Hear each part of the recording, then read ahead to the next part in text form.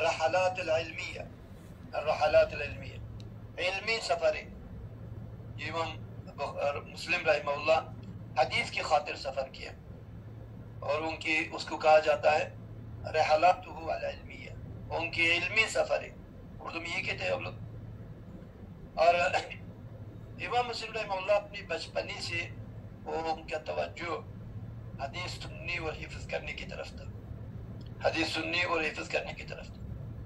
اور میں نے کہا کہ سب سے پہلے اس نے جو سننا شروع کیا وہ تھا وہ سنہ 18، جس وقت امام مسلم رحمہ اللہ کی عمر اس قول کے مطابق 12 سال کا تھا، 12 سال کا. اور وہ شروع کیا اپنا علاقہ کے علماء سے علم حاصل کیا. پھر علاقہ کے علماء سے علم حاصل کرنے کے بعد وہ دوسری ایریاز یا دوسری مراکز علمی یا دوسری علاقے کی طرف اس نے سفر شروع کیا. اور امام مسلم رحمہ اللہ ائمہ حدیث کے درمیان یعد من الائمۃ الرحالین، یعنی سب سے زیادہ سفر کرنے والے اماموں میں سے حدیث کی خاطر امام مسلم ان میں سے ایک تھا. اس وجہ سے امام النووی رحمہ اللہ کے اپنا انفارمیشن یا اپنی بات ہے، اور وہ کہہ رہے ہیں کہ احد علامہ ائمۃ هذا الشان، اس علم حدیث کے اماموں میں سے ایک بڑی شان والا امام تھا اور سب سے زیادہ مشہور اور ظاہر تھا. اور یہ اہل الحفظ والاتقان والرحال، یہ حفظ میں بھی 1 نمبر، تقوی میں بھی اور سفر میں بھی بہت زیادہ، فی طلب الی ائمۃ الاقطار، یعنی ائمہ حدیث کی طرف اطراف اور اکناف میں زیادہ سفر کیا کرتے تھے. سب سے پہلا سفر شروع ہوا کہاں سے؟ سب سے پہلا سفر آغاز کیا امام مسلم رحمہ اللہ نے بالحجاز، حجاز کے سرزمین کی طرف. اور جب حجاز کے سرزمین کی طرف سفر کیا اس وقت امام مسلم کی عمر تھا 14 سال کی. امام بخاری جب سفر کیا ہر حجاز کی طرف عمر تھا 16 سال کا. ہاں طلب علم کے لیے. اب 14 سال کا کب کا بیٹا ہو تو آپ اس کو دکان تک بھی نہیں بیچتے، سمجھ آ رہے ہیں؟ 14 سال کی عمر میں زکریا امام مسلم 14 سال کی عمر میں سفر کیا نیسابور سے. کس کی طرف؟ سرزمین حجاز کی طرف، سرزمین حجاز کی طرف، سمجھ آ رہے ہیں؟ اور یہ امام بخاری رحمہ اللہ اس سفر میں اگرچہ 14 سال کی عمر بلوغ ہوتا ہے، بالغ ہوتا ہے، اس زمانہ میں تو بالغ ہوتا تھا. اور اسی سفر میں امام مسلم فریضہ حج کو بھی ادا کیا. 14 سال کی عمر میں حج بھی کیا، حج بھی ہو گیا. سمجھ آ رہا ہے بات آپ لوگوں کو؟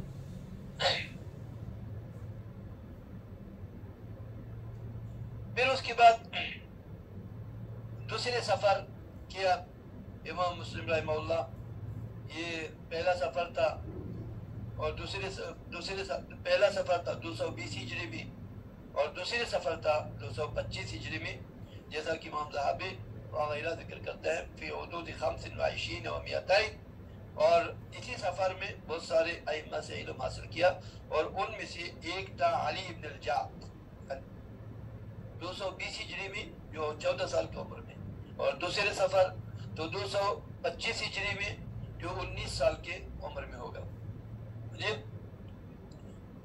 جو علم کی خاطر سفر کیا میں ذکر کروں گا، علم کی خاطر سفر کیا.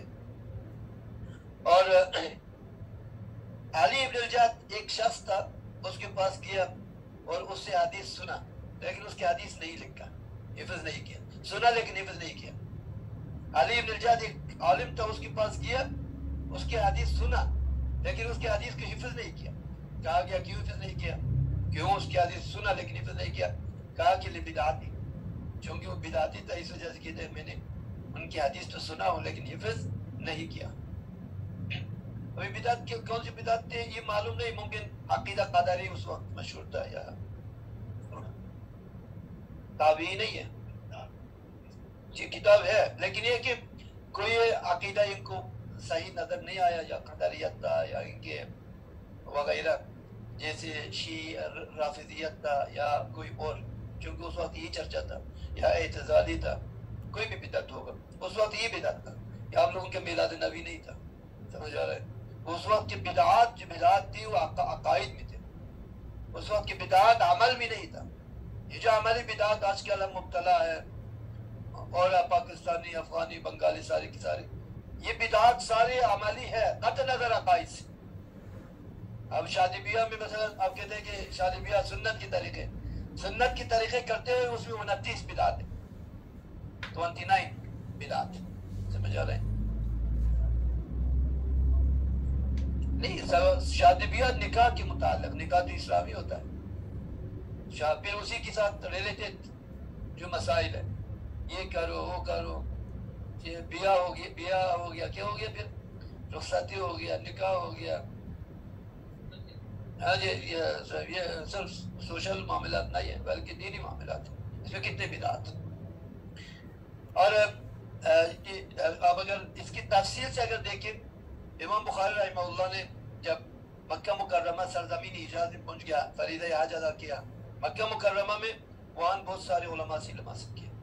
میں اس وجہ سے ذکر کر رہا ہوں کہ امام مسلم کے سارے اساتذہ کا ذکر کرنا نہ میرے بس کی بات ہے اور نہ لوگوں کی بس کی سننے کی بات ہے, سمجھا, نہ آپ کی بس چلتے ہیں نہ میرا بس چلتی. تو وہ اور یہ بہت زیادہ ایریا کے حساب سے ان کو تقسیم کیا جاتا ہے, کہ ورنہ مکہ میں شاید 100 لوگوں سے علم حاصل کیا, لیکن ان میں سے سرفہرست کون ہے جو مشہور اور معروف ہو. اور سب سے زیادہ مشہور معروف جو مکہ مکرمہ میں داخل ہونے کے بعد علم حاصل کیا, عبداللہ ابن مسلمہ القعنبی ہے, امام القعنبی کے نام سے مشہور ہے. اس سے امام بخاری رحمہ اللہ نے علم حاصل کیا. جیسے کہ سلمہ ابن ردان اللیثی سے علم حاصل کیا, اور یہ تابعین کی اولاد میں سے ہے. اور اس طرح سلمہ محمد ابن سلمہ سے وغیرہ سے بہت سارے امام مسلم رحمہ اللہ نے ان سے علم حاصل کیا, بہت سارے, بہت زیادہ. یہ مکہ میں, جب مکہ سے ظاہر ہے کہ جانے کے بعد مدینہ جا رہے ہیں, مدینہ میں کس سے علم حاصل کیا, مدینہ منورہ میں امام مسلم رحمہ اللہ نے حدیث سنا امام مالک کے بھتیجا سے, اور وہ ہے اسماعیل ابن ابی اویس رحمہ اللہ. اور یہ بعض شیوخ ہوتا ہے مشترک بین البخاری اور مسلم, دونوں کے درمیان مشترک ہے بخاری اور مسلم. یہی اسماعیل ابن ابی اویس جس سے امام مسلم نے علم حاصل کیا مدینہ میں جانے کے بعد, امام بخاری نے بھی اسی سے علم حاصل کیا مدینہ جانے کے بعد. اور یہ شیخ مشترک بین البخاری اور مسلم, بخاری اور مسلم کے درمیان مشترک شیخ ہے, اسی علم حاصل کیا وغیرہ. اس کے بعد امام مسلم نے بصرہ میں داخل ہو گیا اپنے سلسلہ سفر میں, اور بصرہ میں جب داخل ہوا وہاں احمد ابن سلمہ اس سے علم حاصل کیا, اور یہ امام مسلم کا دوست بھی تھا اور ساتھی بھی, اور سفر میں اس سے علم حاصل کیا. اس کے بعد اور بہت سارے دوسروں سے بھی علم حاصل کیا. اس کے بعد بصرہ سے بغداد میں داخل ہو, اور بغداد میں بھی جب امام مسلم آیا کئی بار, جیسا کہ امام بخاری بھی کئی بار آیا تھا بغداد میں, امام مسلم بھی کئی بار آیا, اس لیے کہ بغداد یہ دو نقطہ نظر سے بہت اہم تھا اس وقت, اور بہت ان کا شورۂ آفاقی تھا اس وقت. آج بھی ہے اس وقت, آج تو دارالحکومت ہے عراق کی بغداد. اس وقت ایک نقطہ نظر سے یہ دارالخلافہ رہا. علی رضی اللہ عنہ نے دارالخلافہ کو اٹھا کر یہاں لے آیا نا, جی یہ عراق میں لایا, بغداد میں, پھر اس کے بعد علی تو کوفہ میں لایا, اور پھر علی کے بعد جو خلفاء آیا بغداد. مرکز الخلافت اور دوسرے مرکز الحضارہ, حضارہ یعنی ثقافت کا مرکز رہا. دو نقطہ نظر سے, ایک خلافت کا مرکز محور اور ایک ثقافت کا محور رہا, اور تیسرے علوم کا محور رہا. یہ تینوں نقطہ نظر سے بغداد بہت اہم تھا.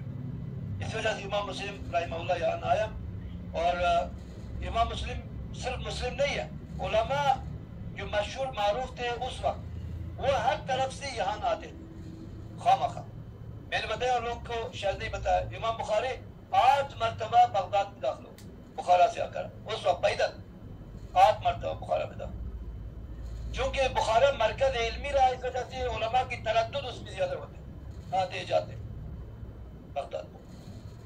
بغداد جو بخارا کا واپس لے لیتا بغداد. اس تینوں نقطہ نظر سے خلافت, ثقافت, علوم کے مرکز ہونے کی وجہ سے علماء کے تجول کا بھی مرکز رہا، علماء ہر طرف سے گھومتے پھرتے یہاں آتے، سمجھ آ رہا ہے؟ اور یہ راستہ تھا عرض حجاز کا، آپ کو اس وقت حجاز جانے کے لیے کوئی اور راستہ نہیں تھا، یا پوری ایشیا سے آتے کہاں؟ افغانستان، ایران، بغداد، بر صغیر سے جاتے پہلے عراق، بغداد، پھر آگے کویت اور حجاز، ریاض، پھر حجاز۔ اس وجہ سے آپ کا راستہ بھی یہ تھا اس وقت، جو خط سرے تھا، ہائی وے یہ تھا۔ ہائی وے تو لیں آپ، کوشے کا ہائی وے اس وقت کبھی نہیں چل سکتا تھا، یہ راستہ خلاصہ ہی۔ میرے بات آپ لوگوں کو سمجھ رہے کچھ یہ اس وجہ سے علماء ہر طرح سے اس میں آتے تھے، اور اس میں جب بغداد میں داخل ہوا سب سے پہلے امام احمد بن حنبل سے حدیث سنا، جیسا کہ بخاری کے استاد احمد بن حنبل بخاری کے استاد ہیں، اس طرح مسلم کے بھی استاد۔ امام مسلم صحیح مسلم میں امام احمد بن حنبل کی حدیث ذکر کرتے ہیں ڈائریکٹ، مائناز استاد وغیرہ بہت سارے ہیں جس سے امام مسلم نے علم حاصل کیا 225 ہجری تک۔ ابھی عثمان صاحب پوچھ رہا تھا کہ دوسرے سفر کس سائڈ، یہی سائڈ ان علاقوں میں گیا تھا اور سفر کیا۔ اس کے بعد امام مسلم بلخ کی طرف سفر کیا۔ میں یہ ایریا کو اس وجہ سے آپ لوگوں کے سامنے تفصیل کر رہا ہوں، آپ لوگ جو مراکز علمی اس وقت تھا اس کی جغرافیائی لحاظ سے بالکل بے خبر ہے۔ یہ مسئلہ نہیں کہ آپ کی میں تنقید کر رہا ہوں، نہیں، چونکہ آپ لوگوں کی اس طرح توجہ نہیں، تو اس وجہ سے میں کچھ شرح کر رہا ہوں تاکہ آپ کو سمجھ آ جائے کہ یہ ایریا کہاں واقع ہے۔ ابھی بغداد سے پھر وہ سفر مکمل ہونے کے بعد 225 ہجری کے بعد سفر کیا، نیسابور آیا، نیسابور سے سفر کیا بلخ کی طرف۔ اب یہ کہ نیسابور سینٹر میں بیچ میں دائیں ہاتھ کی طرف چلے جائیں بلخ، الٹے ہاتھ کی طرف چلے جائیں ایران، آگے بغداد۔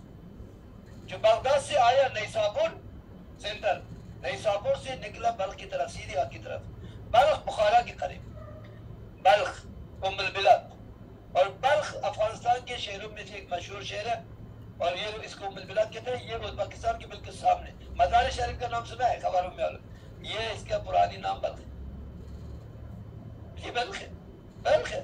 مزار شریف جو کہتے ہیں مزار کثیف ہے، شریف نہیں، خواہ خواہ قبر کی وجہ سے مزار شریف کہتے ہیں، مزار میں سے جاتے، اصل یہ اس کے تعلقات بلخ ہے، سمجھ آ رہا ہے؟ اور یہ ازبکستان سے 70 کلومیٹر کی فاصلہ پر یار نہیں، افغانستان کی بڑا شہروں میں سے ایک شہر ہے، آگے ازبکستان کی پارٹر تک 70 کلومیٹر کا راستہ ہے، پھر نہر آتا ہے، نہر کراس کر کے ازبکستان پرلی سائڈ میں۔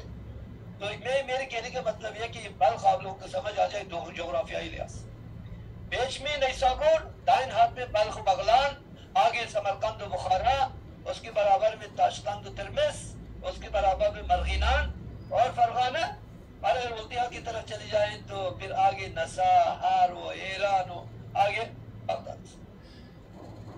ہاں بالکل نہیں، یہ وجہ ہے کہ میں اشارہ کر رہا ہوں، ابھی الان حساس الحق ابھی مجھے ظاہر ہوگی۔ ترمز ازبکستان کے بڑے شہروں میں سے ایک شہر ہے، اور بالکل یہ میں ابھی نام لے رہا ہوں نا، بخارا اور ترمز کے درمیان 100 کلومیٹر کا فاصلہ ہے، 100 کلومیٹر۔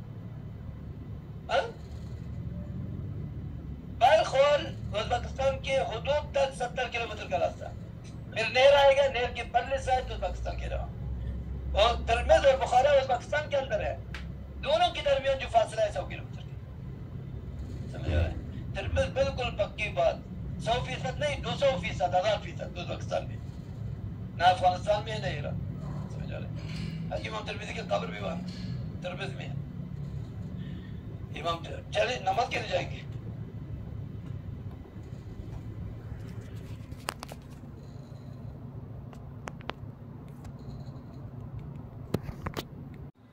اور ان سلسلہ سفروں میں تو بلخ کے ایریا میں داخل ہو گئے، اور میں نے بتایا کہ بلخ افغانستان کے شمال میں ایک صوبے کا نام، اور بہت مشہور اور قدیمی، اسلام سے پہلے بھی ان کا نام بلخ تھا، اور یہ بلخ علمی مراکز میں سے ایک بڑا مرکز رہا، ان میں بہت سارے محدثین، مفسرین، فقہاء اور ساتھ ساتھ نحوی، صرفی، بلاغی لوگ اس علاقہ سے نکلے، بہت سارے، جیسے جرجانی ہے جو نحو صرف کی بلاغت کی ماہر وغیرہ، اور علماء نے محدثین بلخ کے نام سے الگ مستقل تصنیف بھی موجود ہے، بلکہ ایک پی ایچ ڈی تحصیل بھی موجود ہے، الحدیث والمحدثون فی بلاد بلخ، بلاد بلخ کی حدیث اور محدثین کے متعلق ایک پی ایچ ڈی 300-400 صفحات کے وہ موجود ہے۔ امام مسلم رحمہ اللہ جب بغداد سے واپس آیا اپنے علاقے سے، پھر اپنے تیسری سفر شروع کیا، اور یہ سفر تھا بلخ کی طرف، اور بلخ میں جب داخل ہو گیا، بلخ اور بغلان یہ ایک ہی ایریا شمار ہوتا ہے، یعنی اس وقت اس کو ترکستان کہا جاتا تھا اس زمانے میں۔ بلخ اور بغلان کے درمیان جو فاصلہ ہے وہ زیادہ سے زیادہ آپ یہ سمجھ لیں کہ 100 کلومیٹر بھی نہیں، اس سے بھی کم جی۔ اسی یہ بلخ میں داخل ہو گیا، اور بلخ میں داخل ہو کر وہاں کے جو اس وقت کے مشہور عالم تھا، اور وہ سارے کتب ستہ کے مشائخ بھی ہے، شیخ بھی ہے، اور وہ ہے قتیبہ ابن سعید البغلانی، اور ان سے علم حاصل کیا۔ اس وجہ سے قتیبہ ابن سعید امام بخاری رحمہ اللہ کے ڈائریکٹ استاد ہیں۔ پھر امام مسلم رحمہ اللہ نے بلخ سے نکل کر دوبارہ اپنے ایریا یا وہاں سے پھر دوبارہ کوفہ کی طرف سفر کیا، اور کوفہ جانتے ہیں کہ اسلام کی شروع سے وہ تو مرکز رہا، یہ محور رہا علم کا اور علماء کا اور فقہاء کا، محدثین کا، مفسرین کا، اصولیوں کا، اور وہاں جا کر امام مسلم رحمہ اللہ نے حدیث لیا احمد ابن یونس سے اور عمر ابن حفص ابن غیاث سے، اور یہ لوگ وہاں موجود تھے، احمد ابن یونس اور عمر ابن حفص ابن غیاث سے علم حاصل کیا، اور بعض یہ بھی ان دونوں سے علم حاصل کیا۔ امام مسلم اپنے سفر میں جب حج کے لیے جا رہا تھا اس وقت بھی ان دونوں سے علم حاصل کیا تھا، یعنی احمد ابن یونس اور عمر ابن حفص ابن غیاث دونوں سے علم حاصل کیا تھا۔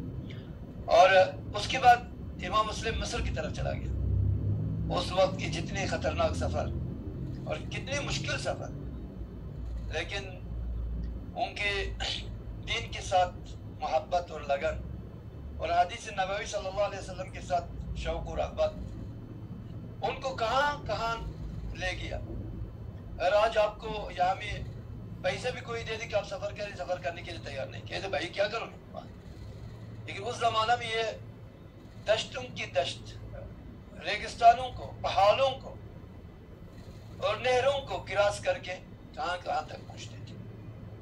دجلہ فرات کو کراس کیا، اور جیہون سیہون کو کراس کیا، اور نیلو وغیرہ کو کراس کیا، کہاں تک پہنچ گیا۔ اور جب مصر میں داخل ہو گیا تو وہاں ایک مشہور شیخ تھا اس وقت، حرملہ ابن یحییٰ کے نام سے، ان سے علم حاصل کیا، اور عامر ابن سواد سے علم حاصل کیا، اور یہ وہی لوگ ہیں جن سے امام مسلم رحمہ اللہ نے علم حاصل کیا، مختصر کے طور پر کہہ رہا ہوں۔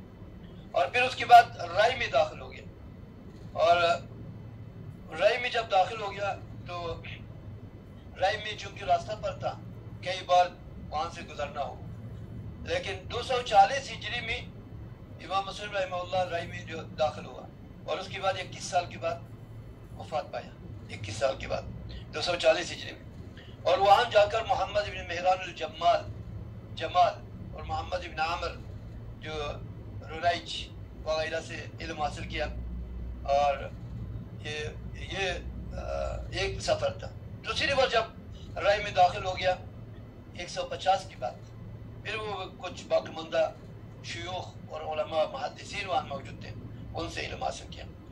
اس کے بعد دوبارہ شام کی طرف چلا گیا، دیکھیں کتنے مشکل سفر ہے شام کی طرف، اور شام میں جا کر بھی بہت سارے لوگوں سے علم حاصل کیا وہاں، تو ان میں سے بہت زیادہ ہے ابن عساکر دمشقی تاریخ دمشق میں ان سب کا نام ذکر کیا ہے، اور اس طرح امام ذہبی رحمہ اللہ اپنی کتاب سیر اعلام النبلاء میں ذکر کیا ہے، جیسے کہ وہ جہاں جا کر علم حاصل کیا محمد ابن خالد السکسکی سے، اور ان سے بہت سارے حدیث لیا، ولید ابن مسلم دمشقی سے علم حاصل کیا وغیرہ۔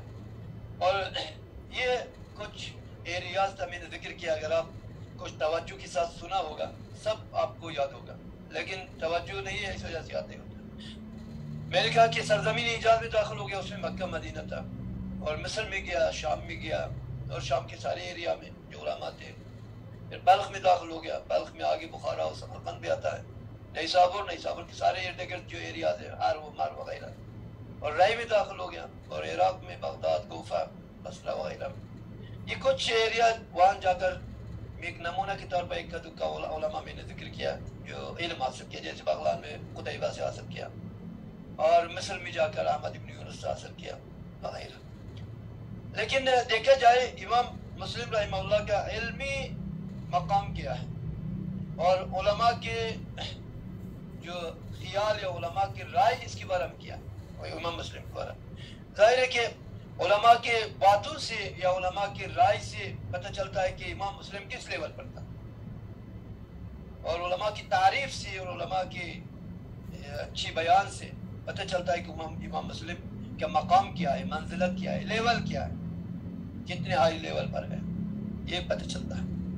تو امام مسلم ابن الحجاج رحمہ اللہ کے بارے میں ائمہ حدیث کے خیال ہے کہ احد ارکان الاسلام، اسلام کے ارکان میں سے ایک رکن ہے، ارکان علم الحدیث کے ارکان میں سے ایک رکن ہے، علم حدیث کے ارکان میں سے ایک رکن ہے، واقعا رکن ہے. مسلم رکن ہے، بخاری رکن ہے، اور ابو داؤد رکن ہے، یہ سارے رکن ہیں، یہ ارکان علم الحدیث ہے. اور ان مشہور اور معروف ائمہ میں سے ایک امام ہے جس کو اللہ سبحانہ تعالیٰ نے جس کے ذکر یعنی اس کی یاد اور شہرت دنیا میں بلند کیا ہے. دنیا میں ہر گھر میں اور ہر ایریا میں جائے تو کوئی میرے خیال میں نہیں کہ امام بخاری اور مسلم کو نہ جانتا. ہو سکتا ہے کوئی پوداری وغیرہ وہ تو نہیں جانتا، وہ الگ معاملہ تھا، لیکن مسلمان بحیثیت مسلمان جانتا ہے. کہ میں اکثر بیشتر بچوں سے پوچھتا ہوں تو کیا ہے، اس کا نام کیا ہے، کہاں کیا ہے، کہتے ہیں نہیں جانتا ہوں.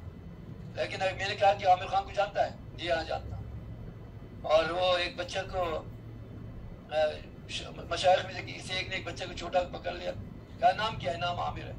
کہا کہ اچھا آپ کے والد صاحب نے عامر ابن ابو عبید عامر ابن عبداللہ ابن الجراح سے بہت محبت تھا، اس وجہ سے عامر. کہتا ہے نہیں وہ عامر خان کا اداکار ہے، اس کی ساتھ اس کی محبت کی وجہ سے میرے نام کو عامر رکھا ہے. نام رکھنے میں بھی تفاعل ہوتا ہے. تفاعل مانا کیا ہے، نیک پالی ہوتا ہے. کوئی اپنا بیٹا کا نام عمر رکھتا ہے اس لیے کہ عمر رضی اللہ عنہ سے اس کی محبت ہے. کوئی عبداللہ رکھتا ہے عبداللہ ابن مسعود ابن عباس ابن عمر سے اس کا محبت ہے. کوئی عبد الرحمن رکھتا ہے عبد الرحمن ابن ابی بکر سے اس کا محبت ہے. وآل مجرہ. کوئی عائشہ رکھتا ہے اپنی بیٹی کا نام تو عائشہ صدیقہ سے متاثر، صفیہ سے متاثر، سودا سے، زمعہ سے، خدیجہ سے، فاطمہ سے، وآل مجرہ. یہ ہمیں تو کچھ دنیا کی بے حیا، انٹرنیشنل بے حیا، اس کی محبت سے اپنے اولاد کا نام رکھتا ہے، اور حیا بھی نہیں. انٹرنیشنل بے حیاؤں کے نام پر اپنے اولاد کے نام رکھتا ہے اور حیا بھی نہیں. کچھ حیا ہونی چاہیے، کچھ ہونی چاہیے. امام مسلم رحمہ اللہ ان مشہور ایک امام اور معروف اور مشہور ہے جس کے ذکر اللہ سبحانہ تعالیٰ نے آج تک 1200 سال کی بات اور قیامت تک ہی جاری رہے گا. جب تک دنیا میں مسلمان ہے، جب تک اسلام اور مسلمان ہے تو نام لیتا رہے گا. اگر آج ابو عمر لے رہے، کل کوئی اور لے رہے، کل کوئی اور لے رہے، ہر لحظہ ہمیں کوئی استغنا ہی نہیں. ممکن نہیں کہ ہم بخاری مسلم سے مستغنی ہو سکیں، ممکن نہیں.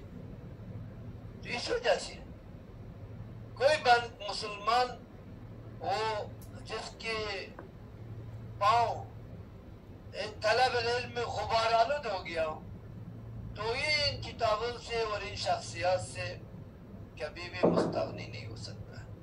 ضروری ہے. اور امام مسلم رحمہ اللہ ذکاوت، حفظ، تقوی، دیانت کے علم بردار اور اس کے اعلیٰ لیول پر ہر لحاظ سے. اللیاس. اور اس وجہ سے بہت سارے علماء نے ان کو تعریف بھی کیا ہے. اور ان کے استاذ میں نے ابھی ذکر کیا تھا اسحاق ابن منصور، اور اسحاق ابن منصور کوسج، الکوسج. کوسج کس کو کہتے ہیں؟ ایک دن امام مسلم سے کہا اسحاق ابن منصور الکوسج. کوسج کہتے ہیں کوسا کو. کوسا کو جانتے ہیں؟ جس کی داڑھی نہ آیا ہو، اس کا عربی میں کوسج کہتے ہیں. امرد وہ ہے کہ بالکل داڑھی نہ آیا ہو، اور کوسج ہے تولا سے، ہے تولا سے، یہاں تولا سے. تاچہ اس سے کہا، امام مسلم رحمہ اللہ سے کہا کہ جب تک اللہ نے آپ کو زندہ رکھتا ہے، جب تک آپ زندہ ہے، اللہ نے آپ کو زندہ رکھا ہے، تو خیر ختم نہیں ہوگی. آپ کی موجودگی میں خیر ختم نہیں ہوگی. لن نعدم الخیر ما ابقاک اللہ. جب تک آپ زندہ ہے، مسلمانوں کے لیے، مسلمانوں کے ہاتھ سے خیر دور نہیں ہوگی. اتنی تعریف کوئی کر سکتا ہے؟ امام مسلم سے کہہ رہے لن نعدم الخیر ما ابقاک اللہ للمسلمین. ہم خیر سے کبھی محروم نہیں ہوں گے جب تک آپ کو اللہ نے مسلمانوں کے لیے زندہ رکھا ہے، یا زندہ ہے. زندہ ہے. سمجھ آ رہے میرے بات؟ یہ ایسا تعریف ہے. آپ میں نے کہا ان تعریفات کا اگر سونا کے پانی سے لکھا جائے پھر بھی امام مسلم کی شان کو پتہ چل رہا ہے کہ کیا شان ہے ان کی اور کہاں تک پہنچ گیا ہے. وصلی اللہ تعالی علی محمد وعلی آلہ وصحبہ اجمعین.